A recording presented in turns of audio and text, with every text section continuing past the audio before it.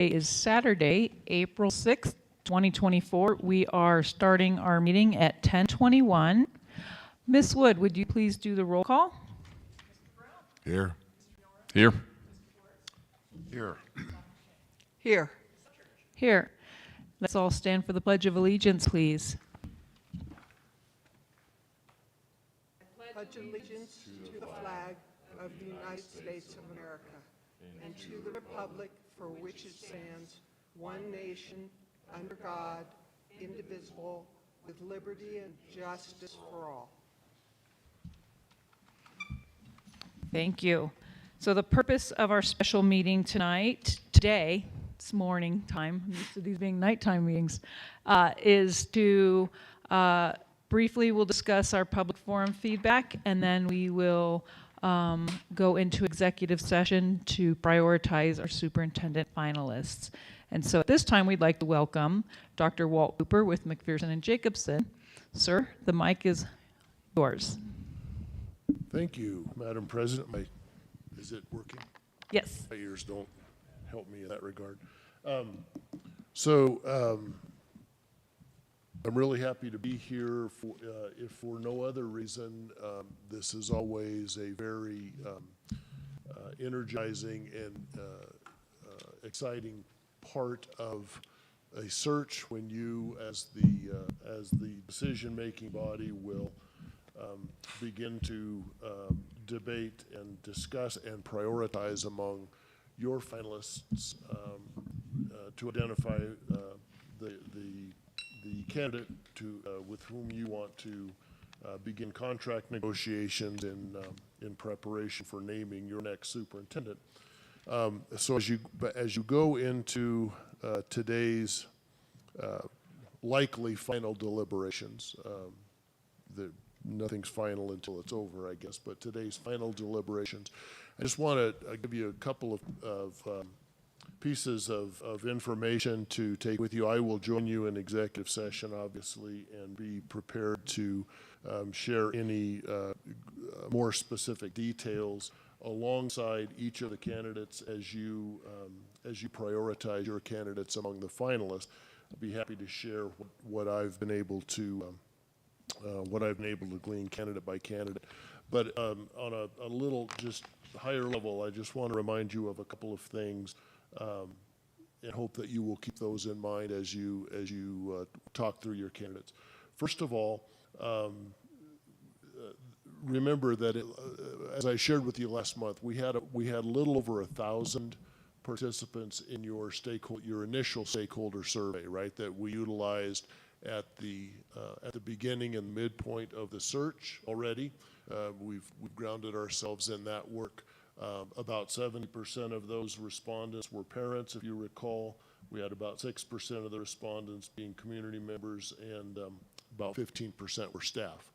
So you still have that data in front of you. I have that data. If you don't have it, I have that with me, and I will be able to share that as it becomes germane to your discussion later today if requested. And then I want to segue and parallel that to the community stakeholder feedback that we received over the last 24 hours. That data is still relatively raw with me. It didn't close till 8 o'clock last night, so I started about 5:30 this morning with that data.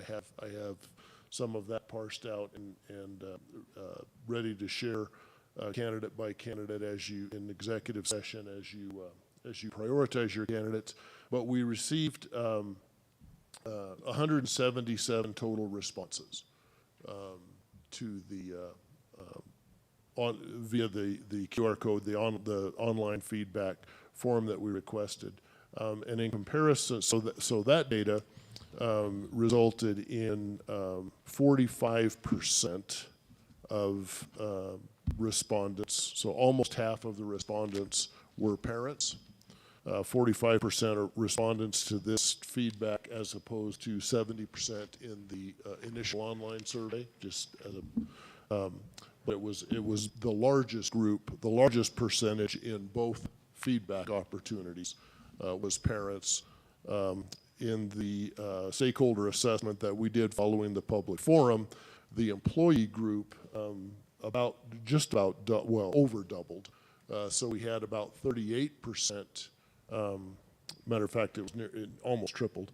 We had 38% of respondents from the from the community forum identify themselves as District 38 employees, compared to 14% in that original. So while we still had those two in plurality, still made up the two largest respondent groups, the comparison was very different.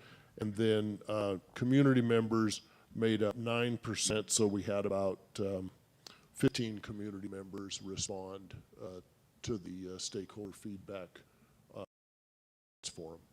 Mr. Schwartz, I didn't mean to not recognize you. I just Dr. didn't want Cooper, to you lose my answered the pass. question. Thank you. Okay.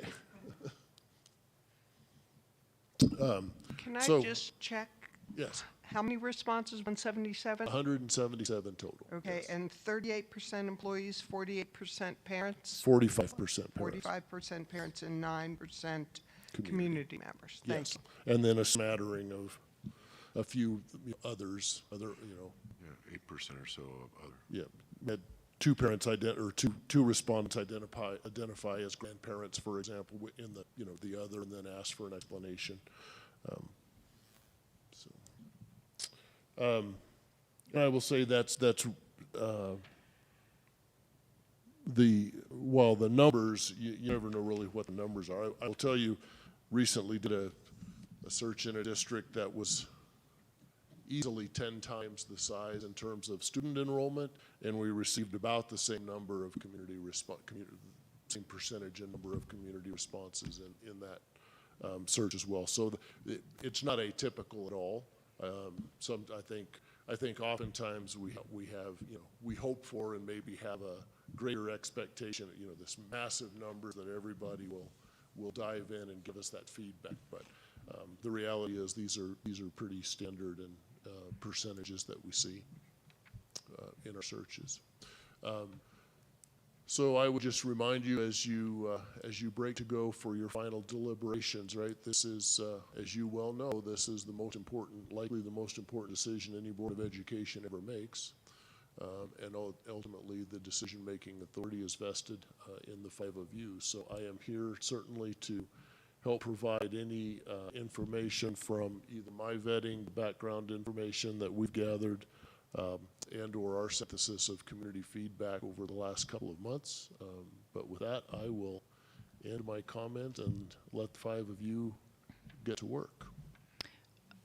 What I think was good about the feedback forum, the way that was laid out, is it allowed more voices to be heard versus sometimes in the past, some of the older methods of searching for superintendents with different districts back in the day was a committee or two. And so you would maybe receive 30 people's feedback on their interview process versus 177 total individuals, where the community and the parents and a wider swath of staff had a voice and a stake and a say in this. So I really appreciate that we got to hear and see more voices, and that there was more of that opportunity for dialogue with our candidates as well. So I do appreciate that. Thank you, Dr. Cooper, for opening that up for us. Absolutely. Board, do you guys have any questions, comments, thoughts before we go into executive session? No? All right. Well, then I will entertain a motion. Ms. Upchurch, I move the Board of Education convene an executive session pursuant to CRS 24-6-402 4I3 to instruct personnel and representatives to begin contract negotiations with one or more candidates, including the necessary process to prioritize for the purposes of negotiation one or more finalists after public forums have been completed. Second. Ms. Wood, would you call roll? Aye. Aye. Aye. Aye. Aye. And I just want to remind our public that no formal action will be taken during this special meeting or during our executive session, and we will adjourn after executive session. And then we will announce, hopefully, have an announcement at our upcoming board meeting on April 15th. Okay?